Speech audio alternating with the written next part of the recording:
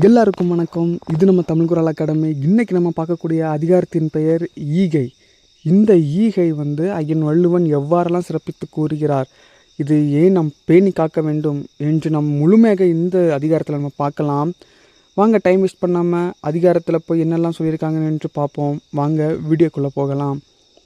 இந்த ஈகையினுடைய முதல் குறளான வரியார் கொன்றீவதே ஈகை மற்றெல்லாம் குறி எதிர்ப்பை நீரதுடைத்து. வாங்க மறுபடியும் வாசிப்போம். வரியார் கொன்றீவதே ஈகை மற்றெல்லாம் குறி எதிர்ப்பை நீரதுடைத்து. இதனுடைய அர்த்தம் என்னவென்றால், இல்லாதவர்களுக்கு வழங்குவதே ஈகை பண்பாகும். அப்போது நமக்கு கிட்ட இருக்கக்கூடிய ஒரு செல்வத்தையோ இல்லை ஒரு பொருளையோ அடுத்தவர்களிடம் இல்லாதவர்களுக்கு வழங்குவது ஈகை பண்பாகும். அதான் வரியார் கொன்று ஈவது ஈகை. வறியவர்னா ஒன்றும் இல்லாதவர்களுக்கு நம்மக்கிட்ட இருக்கக்கூடிய பொருளை கொடுத்து உதவுவது. இதுதான் வரியார் கொன்று ஈவதை ஈகை. மற்றெல்லாம் குறியெதிர்ப்பை நீரதுடைத்தான். மற்றது எல்லாமே நம்ம ஏதாவது ஒரு எதிர்பார்ப்பை நோக்கி தான் நம்ம கொடுப்போம் இல்லையா? நம்ம ஒரு கல்யாண வீட்டுக்கு போனாலும் நம்ம மொய் வைக்கும் போதும் இன்றைக்கி நமக்கு செய்கிறோம், நாளைக்கு நமக்கு செய்யாமலே போவோம் அப்படிங்கிற ஒரு எதிர்பார்ப்பை நோக்கி தான் நம்ம அதை பண்ணிடுறோம் இல்லையா? ஆனால் ஈகை பண்பு என்பது அதை எதிர்நோக்காமல் நாம் மறுமையில் நமக்கு கிடைக்கும் அப்படிங்கிறதையும் நம்ம எதிர்நோக்காமல் நம்மக்கிட்ட இருக்கிறத இல்லாதவர்களுக்கு வறியவர்களுக்கு கொடுப்பதே ஈகை. இதைத்தான் ஐயன் வள்ளுவன் கூறுகிறார். வரியார் கொன்றீவதே ஈகை மற்றெல்லாம் குறியெதிர்ப்பை நீரதுடைத்து. மற்றெல்லாம் குறியெதிர்ப்பை நமக்கு பின்னாடி கிடைக்குமே அப்படின்னு நினச்சிக்கிட்டு பண்ணுறது எதுவுமே ஈகை கிடையாது. அது எல்லாமே கடன் கொடுக்கறது இல்லையா? நம்ம இப்போ கடன் கொடுத்தா நமக்கு பின்னாடி கடத்தை அவன் தந்து தானே ஆகணும். அது கடன். ஆனால் இது ஈகை பண்பு.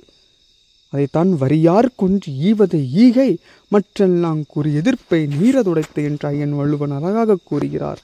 வாங்க இரண்டாவது குறளை பார்ப்போம். நல்லாரெனினும் கொளல் தீது மேலுலகம் இல்லெனினும் ஈதலே நன்று. வாங்க மறுபடியும் வாசிப்போம்.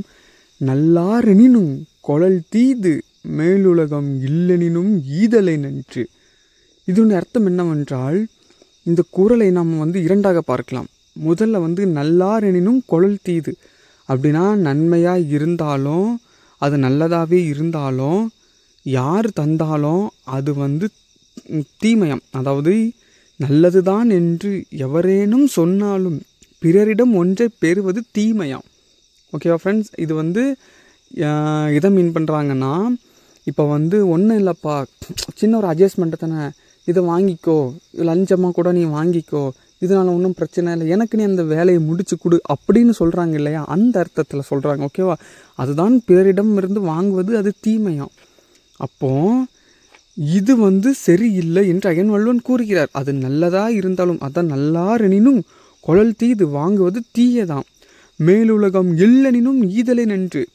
நீ ஈதல் பண்ணு, நீ மற்றவர்களுக்கு கொடு, உன்னிடம் இருப்பது இல்லாதவர்களுக்கு வறியவர்களுக்கு கொடு. அதனால் மேலுலகம் உனக்கு இல்லாமல் போனாலும் ஈதலை நன்றுன்னு சொல்கிற. அதனால் மேலுலகம் கிடைக்காம போனாலும் போகட்டுமே தவிர ஈதலை மட்டும் விட்டு விடாத என்று ஐயன் வள்ளுவன் கூறுகிறார். அதைத்தான் நல்லாரெனினும் கொளல் தீது மேலுலகம் இல்லெனினும் ஈதலை நன்று. மேலுலகம் இல்லாட்டாலும் பரவாயில்ல, அது நமக்கு தேவையே கிடையாது, ஆனால் நீ கடைசி வரைக்கும் ஈதலே பண்ணு, ஈகை என்பை பண்பை விட்டு விடாதே என்று ஐயன் வள்ளுவன் இந்த குறள் மிக அழுத்தமாக சொல்கிறார்.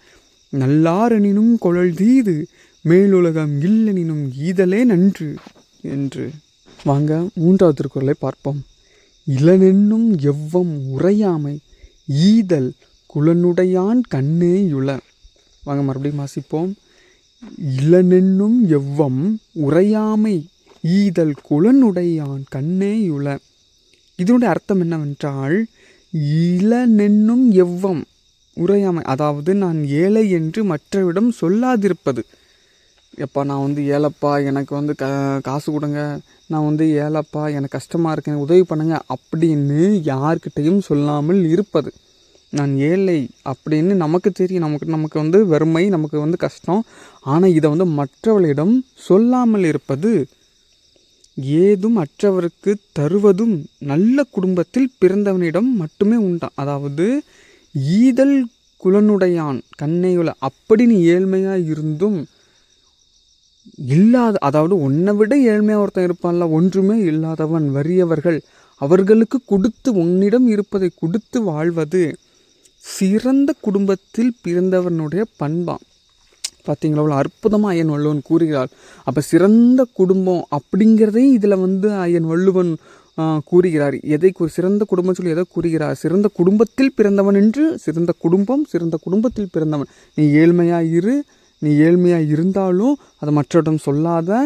நீ உன்னை விட வறியவர்களாக ஏழ்மையாக இருப்பவர்களுக்கு உன்னிடம் இருப்பதையும் கொடுத்து வாழு. அப்போது நீ சிறந்த குடும்பத்தில் பிறந்தவனாக, பண்புலனாக கருதப்படுவாய் என்று ஐயன் வள்ளுவன் கூறுகிறார். பார்த்தீங்களா, எவ்வளோ அற்புதமாக சொல்கிறார் ஐயன் வள்ளுவன். இளனென்னும் எவ்வம் உரையாமை ஈதல் குலனுடையான் கண்ணேயுள்ள. பார்த்தீங்களா, ஈதல் குலனுடையான் கண்ணே துணை. நீ ஏழ்மையாக இருந்தாலும் ஈதலை மட்டும் விட்டுறாத, அதை நீ பண்ணிக்கிட்டே இரு. அதுதான் சிறந்த குடும்பத்திற்கான உதாரணம் என்று ஐயன் வள்ளுவன் மிக அருமையாக சொல்கிறார். இளனென்னும் எவ்வம் உரையாமை ஈதல் குலனுடையான் கண்ணேயுள்ள. வாங்க 4வது திருக்குறளை பார்ப்போம். இன்னா திறக்கப்படுதல் இறந்தவர் இன்முகங்காணும் அளவு. வாங்க மறுபடியும் வாசிப்போம். இன்னா திறக்கப்படுதல் இறந்தவர் இன்முகங்காணும் அளவு. இதனுடைய அர்த்தம் என்னவென்றால், ஈதல் பண்புடையவருக்கு தம்மை நாடி வரும் இரவலரின் புன்னகை பூத்த முகத்தை கண்டு இன்புறும் வரையில் அவருக்காக இறக்கப்படுவதும் அதுவும் ஒரு துன்பமாகவே தோன்றுமா. இது எதை மீன் பண்ணுறாங்க அப்படின்னு பார்த்தீங்கன்னா, இப்போ நம்மக்கிட்ட யாராவது இறந்து வராங்க இல்லையா, ஏதாவது இருந்தால் கொடுங்க ஐயா அப்படின்னு சொல்லி நம்மக்கிட்ட கேட்டு வருபவர்களுக்கு நாம் என்னது இருக்கிறத கொடுக்குறோம். கொடுத்தது பிறகு நம்ம கொடுத்துட்டோமேன்னு சொல்லி அவருடைய முகம் எவ்வளோ அந்த புதிதாக பூர்த்த பூவை போல் அப்படியே பிரகாசமாக ஒலிக்கும் இல்லையா, அந்த முகம் அப்படியே பிரகாசமாக மாறும் இல்லையா. பரவாயில்லையா, நமக்காக ஒருத்தர் இருக்கிறத கொண்டு தந்திருக்காருன்னு சொல்லி நம்மளுடைய முகம் அப்படி மாறும்போது, அதாவது இறந்தவர்களுடைய முகம் சந்தோஷமாக மாறும்போது கொடுத்தவனுடைய முகம் வாடிவிடக்கூடாதாம். ஏன்னா நம்மளிடம் இருந்து பெற்று விட்டதை அதனால் அவன் சந்தோஷமாக இருக்கான். கொடுத்த நம்மளும் என்ன பண்ணணும், சந்தோஷமாக இருக்கணும். பரவாயில்ல, நம்ம கொடுத்துருக்கோம், அதனால் அவன் சந்தோஷமாக இருக்கான்னு சொல்லின்ற மனப்பான்மை நம்ம ஏற்றுக்கணும்.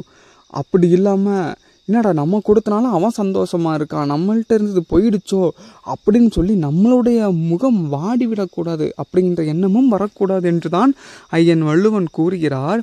இன்னா திறக்கப்படுதல் இறந்தவர் முகம் காணும் அளவு. அப்போ இறந்தவருடைய முகம், அதான் இறந்தவர் அப்படிங்கிற யாரை சொல்கிறாங்கன்னா, வறியவர்கள். அந்த வறியவர்கள் அல்லது ஒன்றும் இல்லாதவர்கள் நம்மிடம் கேட்கக்கூடிய சில பொருட்களை நாம் கொடுக்கும்போது நம்மளுடைய முகமும் முகமலர்ச்சியோடு சந்தோஷமாக தான் கொடுக்கணும். வாங்குபவர்களுடைய முகமும் சந்தோஷமாக மாறும் இல்லையா. அப்படி வாங்கக்கூடிய அவர்களுடைய சந்தோஷமான முகத்தை பார்த்து நாம் என்ன பண்ணக்கூடாது, கோபப்படம் இல்லை துன்பப்படக்கூடாது. மாறாக நம்மக்கிட்ட இருந்த பொருளை கொடுத்துருக்கோம், அதனால் சந்தோஷமாக இருக்கான், அப்போ நம்மளும் சந்தோஷமாக இருக்கணும். அவர் மகிழ்ச்சியாக இருந்தால் நம்மளும் மகிழ்ச்சி இல்லையா. அதைத்தான் ஐயன் வள்ளுவன் கூறுகிறார். இன்னா திறக்கப்படுதல் இறந்தவர் இன்முகங்காணும் அளவு. அங்கே 5வது குறளை பார்ப்போம். ஆற்றுவார் ஆற்றல் பசி ஆற்றல் அப்பசியை மாற்றுவார் ஆற்றலின் பின். வாங்க மறுபடியும் வாசிப்போம். ஆற்றுவார் ஆற்றல் பசி ஆற்றல் அப்பசியை மாற்றுவார் ஆற்றலின் பின். இதனுடைய பொருள் என்னவென்றால், பசியை பொறுத்து கொள்ளும் நோன்பை கடைபிடிப்பதை விட பசித்திருக்கும் ஒருவருக்கு உணவு அளிப்பதே சிறந்ததாகுமா. பார்த்தீங்க எவ்வளோ அருமை ஐயன் வள்ளுவன் கூறுகிறார். நீ உன்னுடைய நோன்புக்காக நீ பசியோடு பொறுத்து கொண்டுக்கிட்டு நம்ம என்ன பண்ணுறோம், நோன்பை கடைபிடிக்கிறோம் இல்லையா. நீ அப்படி கஷ்டப்பட்டு எதுக்குடா அப்படி பண்ணுற, அதை பண்ணுவதை விட அடுத்தவன் பசியோடு இருக்கான் இல்லையா, அவனுக்கு நீ போய் உணவளி. உனக்கு நீ நோன்பு இருந்து என்னெல்லாம் உனக்கு பயன் கிடைக்குமோ அதெல்லாம் உனக்கு கிடைக்கும் என்று ஐயன் வள்ளுவன் கூறுகிறார். பசியை பொறுத்து கொள்ளும் நோன்பை கடைபிடிப்பதை விட பசித்திருக்கும் ஒருவருக்கு உணவு அளிப்பதே சிறந்ததாகும். ஆற்றுவார் ஆற்றல் பசி ஆற்றல், பசியை ஆற்றுங்க, அப்பசியை மாற்றுவார் ஆற்றலின் பின். அந்த பசியை நீங்கள் ஆற்றிட்டீங்கன்னா நீங்கள் நோன்பு என்ன பலன் கிடைக்குமோ அதை விட உங்களுக்கு அதிகமான பலன் கிடைக்கும் என்றால் என் வள்ளுவன் அருமை அங்கே கூறுகிறார். ஆற்றுவார் ஆற்றல் பசி ஆற்றல் அப்பசியை மாற்றுவார் ஆற்றல் என்பேன் இல்லையா. பசித்திருக்கும் ஒருவருக்கு உணவளிப்பதை விட மிக சிறந்த பண்பு எதுவாக இருக்க முடியும்? அந்த பசி அதாவது இதைத்தான் ஐயன் வள்ளுவன் ஒரு குறளில் சொல்லுவார். கொடுமையிலும் கொடுமை மிகப்பெரியது என்னன்னு பார்த்தாச்சுன்னா அது பசி இல்லையா. அந்த பசியை பசியினால் ஒருத்தன் இறப்பதை விட அந்த பசியை நம்ம போக்கிட்டோம், உணவளித்து நம்ம போக்கிட்டோம் என்றால் அது நமக்கு எவ்வளோ பெரிய மிக புண்ணியமாக மாறும் இல்லையா. அதைத்தான் நம்ம நோன்பு இருப்பதை விட மிக புண்ணியமாக கருதப்படுவது மற்றவனுடைய பசியை ஆற்றுவது. ஆற்றுவார் ஆற்றல் பசியாற்றல் அப்பசியை மாற்றுவார் ஆற்றலின் பின். வாங்க 6வது குறளை பார்ப்போம். அற்றார் அள்ளிப்பசி தீர்த்தல் அஃதொருவன் பெற்றான் பொருள்வை புலி. வாங்க மறுபடியும் வாசிப்போம். அற்றார் அள்ளிப்பசி தீர்த்தல் அஃதொருவன் பெற்றான் பொருள்வை புலி.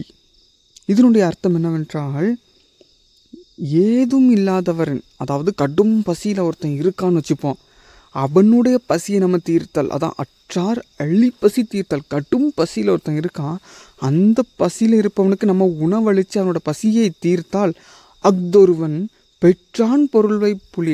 அதை தான் நம்ம என்னது சேர்த்து வைக்கக்கூடிய செல்வமா, சேர்த்து வைக்கக்கூடிய பொருள் என்றால் செல்வம் இல்லையா. நம்மளுடைய செல்வம் எது அப்படின்னு பார்த்தாச்சுன்னா, ஒருத்தன் பசியோட அதான் என்னது அள்ளிப்பசி கடும் பசியில் இருக்கக்கூடியவனுக்கு நம்ம உணவளிக்கும் போது அதுதான் நம்ம சேர்த்து வைக்கக்கூடிய செல்வம், உண்மையான செல்வம். அதுதான் என்னது நம்மளுடைய புண்ணியம் இல்லையா. அதை தான் அற்றார் அள்ளிப்பசி தீர்த்தல் அஃதொருவன் பெற்றான் பொருள்வை புலி. எவ்வளோ அற்புதமாக ஐயன் வள்ளுவன் கூறுகிறார். அதனால் உங்களால் முடிஞ்ச அளவுக்கு நீங்களும் உங்கள் வாழ்க்கையில் யாரெல்லாம் பார்க்குறீங்களோ, பசியோடு இருப்பவர்களை பார்க்குறீங்களோ, ஒரு வேளை சாப்பாடு கொடுங்க, சாப்பாடு வாங்கி கொடுங்க, உங்கள் வீட்டில் சமைச்சு கூட கொண்டு போய் கொடுங்க. ஏன்னா அது உங்களுடைய நல்லதுக்காக, உங்களுடைய செல்வம் சேரும். செல்வம் என்றால் புண்ணியம். அப்போ உங்களுக்கு அது நல்லது, உங்கள் குடும்பத்துக்கு நல்லது. மற்றவருடைய பசி தீர்ப்பது உங்களுடைய பொருளை பெருக்கும், செல்வத்தை பெருக்கும். அதை தான் ஐயன் வள்ளுவன் அருமையாக கூறுகிறார். அற்றார் அள்ளிப்பசி தீர்த்தல் அஃதொருவன் பெற்றான் பொருள்வை புலி. பட்டினியாக இருக்கும் ஒருவருக்கு நீங்கள் உணவளித்தால் அந்த உணவு உங்களுக்கு பிற்காலத்தில் சேர்த்து வைக்கக்கூடிய செல்வமாக மாறும், அதை தான் புண்ணியமாக மாறும் என்று ஐயன் வள்ளுவன் அருமையாக கூறுகிறார். வாங்க 7வது குறளை பார்ப்போம். பாத்தூன் மறியவனை பசியென்னும் தீப்பினி தீண்டல் அரிது. வாங்க மறுபடியும் வாசிப்போம். பாத்தூன் மறியவனை பசியென்னும் தீப்பினி தீண்டல் அரிது. இதனுடைய அர்த்தம் என்னவென்றால், பகிர்ந்து உண்ணும் பழக்கமுடையவர்களை பசியென்னும் கொடிய நோய் அணுகுவதில்லையாம். உண்மைதானே ஃப்ரெண்ட்ஸ்? நம்ம எல்லாருக்குமே தெரியும். நம்ம ஸ்கூல்லையா இருக்கட்டும், நம்ம காலேஜ்லையா இருக்கட்டும், நம்மலாம் காலேஜ்லாம் படிக்கும்போது இந்த 10 பேர் நம்ம ஃப்ரெண்ட்ஸ் இருக்கோம்னா ஒரு பெரிய இலையை விரித்து அந்த 10 பேருடைய சாப்பாட்டை ஒரே இலையில் தட்டி ஃபுல்லாக மிக்ஸ் பண்ணி நம்ம அப்படியே எல்லாத்தையும் ஷேர் பண்ணி சாப்பிட்றோம் இல்லையா. இந்த மாதிரி ஒரு வாழ்க்கை யாருக்கு கிடைக்கும்? இந்த மாதிரி சாப்பிட்ற ஒரு அற்புதம் அமிர்தத்தை விடையும் மேலானது இல்லையா. ஒவ்வொரு வீட்லேயும் 10 விதமான சாப்பாடு இருக்கும். அந்த 10 விதமான சாப்பாட்டையும் தட்டி நம்ம சாப்பிட்றது அவ்வளோ ஒரு அற்புதமாக இருக்கும். அதைத்தான் இப்படி சொல்கிறாரு, பகிர்ந்து உண்ணும் பழக்கமுடையவர்களை பசியனும் கொடிய நோய் அணுகுவதில்லை. இந்த மாதிரி நம்ம எல்லாருக்கும் ஷேர் பண்ணி சாப்பிட்றத, இந்த மாதிரி பகிர்ந்து உண்றத பசியென்னும் கொடிய நோய் அணுகுவதில்லை. அதில் கண்டிப்பாக எல்லாருக்குமே மனமும் மகிழ்ச்சியாக இருக்கும், வயிறும் நிரம்பும். அதைத்தான் என் வள்ளுவன் கூறுகிறார். பாத்தூன் மறியவனை பசியென்னும் தீப்பினி தீண்டல் அரிது. பகிர்ந்து உண்ணும் பண்புடையவனை பசியென்னும் தீப்பினி, அந்த நோய் தீண்டல் அரிது. தீண்டுவது இல்லை, அரிதில்லை, தீண்டவே செய்யாது அவனை. அதனால்தான் பகிர்ந்து உண்ணுங்க. மற்றவங்கள் உணவில்லைனாலும் உணவளியுங்கள், சேர்ந்து சாப்பிடுங்க. உங்களுடைய வாழ்வு மிகவும் மகிழ்ச்சியாக இருக்கும். பாத்தூன் மறியவனை பசியென்னும் தீப்பினி தீண்டல் அரிது. வாங்க 8வது குறளை பார்ப்போம். ஈத்துவக்கும் இன்பம் அறியார்கொள் தாமுடைமை வைத்திழக்கும் வன்கணவர். வாங்க மறுபடியும் வாசிப்போம். ஈத்துவக்கும் இன்பம் அறியார்கொள் தாமுடைமை வைத்திழக்கும் வன்கணவர். இதனுடைய அர்த்தம் என்னவென்றால், ஈத்துவக்கும் இன்பம், அதாவது ஈகையால் வரக்கூடிய இன்பம் அறியார்கொள், அறிய மாட்டார்கள் யார் அதாவது இல்லாதவர்களுக்கு கொடுப்பதால் கொடுப்பவரும் பெறுபவரும் முகத்தாலும் மனத்தாலும் மகிழ்ச்சி அடைவர் இல்லையா? நாம் ஒரு பொருளை கொடுக்குறோம் வறியவருக்கு, அவரும் சந்தோஷம் அடைகிறாரு, வாங்குறதுனால கொடுக்கறதால நம்மளும் சந்தோஷம் அடைகிறோம். ஆனால் இந்த ஈத்துவக்கும் இன்பம் அறியார்கொள், இந்த ஈகையினால் வரக்கூடிய இன்பத்தை அறிய மாட்டார். யாரு? பிறருக்கு கொடுக்காமல் பொருளை சேமித்து வச்சிருப்பாங்க இல்லையா? பிறகு அந்த செல்வமே என்னது? இழந்து விடும், அழிந்து போயிடும். இப்படியே அவன் சேர்த்து வச்சிருக்கிறது பிரயோஜனம் இல்லாமல் அழிஞ்சு போயிடும். அழிந்து போய் விட்டதுக்கப்புறம் ஐயையோ நம்ம பேசாமல் ஈகையை கொடுத்துருக்கலாமோ அப்படின்னு அதனால் வரக்கூடிய மகிழ்ச்சியை அவன் அறிஞ்சிருப்பானா? அந்த மகிழ்ச்சி அவனுக்கு தெரியுமா இது எப்பேற்பட்ட மகிழ்ச்சி என்று? அதைத்தான் என் வள்ளுவன் கூறுகிறார். ஈத்துவக்கும் இன்பம் அறியார்கொள், ஈகையினால் வரக்கூடிய இன்பம் அறியுமோ அவர்களுக்கு தாமுடைமை வைத்திழக்கும் வன்கணவர். நம்ம என்னதான் பொருளை சேர்த்து வச்சுருந்தாலும் ஈகையினால் கொடுக்கக்கூடிய இன்பம், அந்த இன்பம் அவனுக்கு தெரியுமா அப்படின்னு அயன் வள்ளுவர் அருமையாக கேட்கிறார். ஈத்துவக்கும் இன்பம் அறியார்கொள் தாமுடைமை வைத்திழக்கும் வன்கணவர். அதனால் கொடுக்கறதுனால வாங்குபவரும் சந்தோஷமாக இருப்பார், கொடுப்பதனால் நீங்களும் சந்தோஷமாக இருப்பீங்க. அதனால் கொடுத்து பழகுங்க, உங்கள் வாழ்க்கை மகிழ்ச்சியாக இருக்கும்.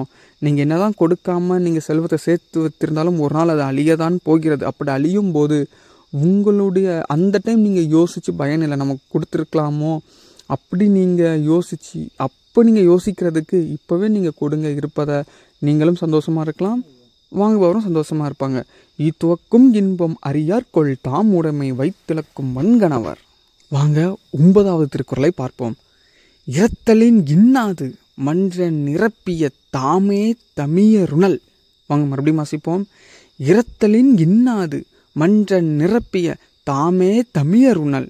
இதனுடைய அர்த்தம் என்னவென்றால், பிறருக்கு ஈவதால் குறைய கூடுமென்று குவித்து வைத்துள்ள பொருளை பார்த்தீங்களா, அதாவது மற்றவர்களுக்கு கொடுப்பதால் நம்மக்கிட்ட பொருள் குறைஞ்சிடுமோ அப்படின்னு எண்ணுறான் இல்லையா, அவன் எப்பேற்பட்டவனா? பிறரிடம் கை ஏந்துவதை விட கொடுமையானதாம். பார்த்தீங்களா, பிறரிடம் கை கட்டி ஏந்தும் போது அதை விட கொடுமையானது எது? பிறருக்கு கொடுக்காமல் தான் மட்டுமே வைத்து சாப்பிடுவது. அதான் பொருளை பெருக்க எண்ணி எவருக்கும் தராமல் தானே தனித்து உண்பது பிறரிடம் கை ஏந்துவதை விட கொடியதாம். இது அயன் வள்ளுவன் திட்டுகிறார். இரத்தலின் இன்னாது மன்ற நிரப்பிய தாமே தமியருணல் அப்படின்னு. இரத்தலினுடைய கையேந்தி நிற்பதை விட மிக கொடுமையானது என்னது தெரியுமா? தாமே தமியனுரல். பார்த்தீங்களா, தாமே தமியருணல். நான் மட்டுமே வச்சு அதை சாப்பிட்டு மற்றவர்கள் கொடுக்காம நான் மட்டுமே அதை அனுபவிப்பது. இதைத்தான் என் வள்ளுவன் இதை திட்டுகிறார். இப்படி இருக்கக்கூடாதுடா அப்படின்னு. இரத்தலின் இன்னாது மன்ற நிரப்பிய தாமே தமியருணல். அதனால் உங்ககிட்ட இருக்கிறத மற்றவங்களுக்கு பகிர்ந்து உண்ணு. நீ மட்டும் மற்றவங்கள் பசியோடு இருந்து நீ மட்டும் சாப்பிடுவது இது எப்பேற்பட்ட ஒரு வெட்கம், அவமானம் இல்லையா? இது மிகப்பெரிய கொடுமை. இது இரத்தலினும் மிகப்பெரிய கொடுமை. நம்ம கையேந்தி நிற்கிறோம் இல்லையா, ஏதாவது இருந்தால் தாங்க அப்படின்னு. இதை விட மிகப்பெரிய கொடுமை அப்படி கையேந்து நிற்பவருக்கு நீ ஒன்றும் கொடுக்காமல் தான் மட்டுமே உன்று மகிழ்வது மிகப்பெரிய கொடுமை என்ற என் வள்ளுவன் காட்டமாக சொல்கிறார். இரத்தலின் இன்னாது மன்ற நிரப்பிய தாமே தமியருணல். வாங்க 10வது குறளை பார்ப்போம். சாதலின் இன்னாததில்லை இனிததும் ஈதலியா கடை. வாங்க மறுபடியும் வாசிப்போம். சாதலின் இன்னாததில்லை இனிததும் ஈதலியா கடை. இதனுடைய அர்த்தம் என்னவென்றால், சாவதுதான் மிகப்பெரிய கொடுமை இல்லையா? தான் சாதலின் இன்னாததில்லை, அதாவது சாவுதான் மிகப்பெரிய கொடுமை, அதை விட மிகப்பெரிய கொடுமை இல்லை. ஆனால் இனிததும் சாவு கூட இனிமைதான். எப்போ? ஈதலியாய் கடை, உன்னால் ஈகை பண்ண முடியாத போது சாவு கூட இனிமைதான் என்று அயன் வள்ளுவன் கூறுகிறார். எப்படி என்றால், இப்போ நீங்களே வறுமையில் இருக்கீங்க, ஆனால் உங்களை விடவும் வறுமையாக ஒருத்தன் உங்ககிட்ட கேட்குறான். அப்போ அவன் கேட்கும்போது உங்ககிட்ட கொடுக்கறதுக்கு ஒன்றுமே இல்லையே என்று நீங்கள் எண்ணி பார்க்கும் போது இதுக்கு சாவே மிகப்பெரிய இனிமை தான் அப்படின்னு உங்களுக்கு தோன்றுமா? பார்த்தீங்களா, சாவு என்னும் துன்பத்தை விட வறியவருக்கு எதுவும் வழங்க இயலாத மனத்துன்பம் மிகவும் பெரியதான். பார்த்தீங்களா, அப்போ சாதலின் இன்னாததில்லை இனிததுதும் ஈதலியா கடை. சாதல் தான் என்னது இருக்கிறதுலையே மிகப்பெரிய கொடுமை, சாவது தான் மிகப்பெரிய கொடுமை. ஆனால் அந்த கொடுமையிலும் கொடுமை வந்து கேட்குறவங்களுக்கு நம்மளால் எதுவும் கொடுக்க முடியலையேன்னு சொல்லி நம்ம மன கஷ்டப்படுறோம் இல்லையா? இது சாவை விட மிக கொடுமையானது என்று ஐயன் வள்ளுவன் வருந்தி கூறுகிறார். சாதலின் இன்னாததில்லை இனிததுதும் ஈதலியா கடை. எவ்வளோ அற்புதமாக ஐயன் வள்ளுவன் ஃபீல் பண்ணி இந்த குறளை எழுதியிருப்பார் பார்த்தீங்களா? நம்மக்கிட்ட ஒரு பொருள் நம்மக்கிட்டே இல்லை, ஆனால் நம்மக்கிட்ட ஒருத்தன் கேட்கும்போது அவனுக்கும் ஒரு பொருளை நம்மளால் கொடுக்க முடியலையே அப்படின்னு எண்ணும் போது இருக்கக்கூடிய ஒரு நிலை இருக்கு இல்லையா? இதுக்கு சாவறதே பரவாயில்ல, இது சாவு கூட இனிமே தான் அப்படிங்கிறத ஐயன் வள்ளுவன் சாதலின் இன்னாததில்லை இனிததுதும் ஈதல்லியா கடை என்று அருமையாக கூறுகிறார். ஓகேவா ஃப்ரெண்ட்ஸ், நம்ம இன்னைக்கு ஈதலில் அப்படிங்கிற அதிகாரத்தை ஃபுல்லாக பார்த்தோம். ஈதல்னால் என்ன, அது எப்படி யாருக்கு கொடுக்கறது, அதனுடைய பயன் என்ன, அது கொடுப்பதால் வரக்கூடிய நன்மைகள் என்ன, மற்றும் அது கொடுக்காமல் இருப்பதால் வரக்கூடிய பயன்கள் என்ன, பயன்கள் மீன்ஸ் நமக்கு வரக்கூடிய துன்பங்கள் என்ன, அதுக்கப்புறம் நம்ம இதுக்கு சாவே பரவாயில்ல அப்படிங்கிற மாதிரி ஒரு நிலைமைக்கும் நமக்கு ஆளாயிரும் இல்லையா? அதனால தான் ஈகை பண்பு மிகவும் நல்ல பண்பு. இதை நம்ம மிகவும் வாழ்க்கையினுடைய கடைசி வரைக்கும் நம்ம இதை கடைபிடிக்கணும். அப்படி கடைபிடிச்சு வாழ்ந்தோம்னா நம்மளுடைய மன மகிழ்ச்சியும் நல்லா இருக்கும். அதுதான் ஐயன் வள்ளுவன் ஒவ்வொரு குறளிலும் சொல்லுகிறார். ஓகேவா ஃப்ரெண்ட்ஸ்? மற்றும் இது நம்ம எக்ஸாம் பாயிண்ட் ஆஃப் வியூவில் இந்த அதிகாரம் இருக்கிறதுனால கொஞ்சம் நல்லா கண்டிப்பாக படிச்சுக்கோங்க. இப்போ நான் சொன்ன கருத்துக்களை உங்கள் மனசில் உள்வாங்கிக்கோங்க. இந்த வீடியோவை அப்பப்போ கேட்டுக்கிட்டே இருங்க. அப்போ உங்களுக்கு மறக்காது. இது நீங்கள் திரும்ப திரும்ப கேட்கறதுனால உங்களுக்கு அந்த மைண்டில் அப்படியே ஃபுல்லாக ஸ்டோர் ஆகிரும். ஒரு தடவைக்கு 2 தடவை கேளுங்க. இந்த குறளும் உங்களுக்கு பிடிக்கும். இதை உங்களுக்கு எக்ஸாம் பாயிண்ட் ஆஃப் வியூவில் கண்டிப்பாக வர்றதுக்கு சான்சஸ் இருக்குது. ஓகேவா ஃப்ரெண்ட்ஸ்? நம்ம அறத்துப்பாலில் இல்லறவியலில் இருக்கக்கூடிய 7 அதிகாரங்களையும் நம்ம இன்னும் மொத்தமாக முடிச்சிட்டோம். நம்ம மொத்தம் 7 அதிகாரங்கள், மொத்தம் 20 அதிகாரங்களில் அறத்துப்பாலில் இல்லறவியல் அப்படிங்கிற இயலில் மட்டும் நம்ம 7 அதிகாரங்கள் இருக்குது. அதை தான் நம்ம இப்போ ஃபுல்லாக முடிச்சிட்டோம். இனி இது மாதிரி ஒவ்வொரு இயல்களில் இருக்கக்கூடிய அதிகாரத்தையும் நம்ம ஒவ்வொன்றா முடிக்க போகிறோம். அதனால் தொடர்ந்து எங்களை ஃபாலோ பண்ணுங்கள். எங்கள் கூட நீங்கள் கண்டினியூவாக வாங்க. அப்போ தான் உங்களுக்கும் புரியும். நம்ம எக்ஸாம் பாயிண்ட் ஆஃப் வியூவில் ஒவ்வொரு குறளையும் பார்த்துக்கிட்டு இருக்கோம். அதனால் மறக்காமல் இந்த வீடியோவை பாருங்கள். உங்களுக்கு எக்ஸாம் கண்டிப்பாக யூஸ்ஃபுல்லாக இருக்கும். இந்த வீடியோ உங்களுக்கு பிடிச்சிருந்தனா லைக் பண்ணுங்கள், உங்கள் ஃப்ரெண்ட்ஸுக்கு ஷேர் பண்ணுங்கள். அவங்க டிஎன்யூஎஸ்ஆர்பி அல்லது டிஎன்பிசி படிச்சுட்டு இருந்தாங்கன்னா அவங்களுக்கு இந்த வீடியோ நல்ல ஒரு வாய்ப்பாக இருக்கும். ப்ளஸ் உங்களுடைய கருத்துக்களை கமெண்ட்ஸில் கண்டிப்பாக தெரிவிங்க. அதுதான் எங்களுக்கு ஒரு நல்ல ஒரு மோட்டிவேஷனாக இருக்கும். நீங்கள் என்ன நினைக்கிறீங்கிறத நாங்கள் புரிஞ்சிக்க முடியும். ஓகேவா ஃப்ரெண்ட்ஸ்? மற்றும் நீங்கள் சப்ஸ்கிரைப் பண்ணாமல் பார்த்துட்டு இருந்தீங்கன்னா கண்டிப்பாக சப்ஸ்கிரைப் பண்ணுங்கள். பக்கத்தில் இருக்கக்கூடிய பெல் ஐக்கானை ப்ரெஸ் பண்ணுங்கள்.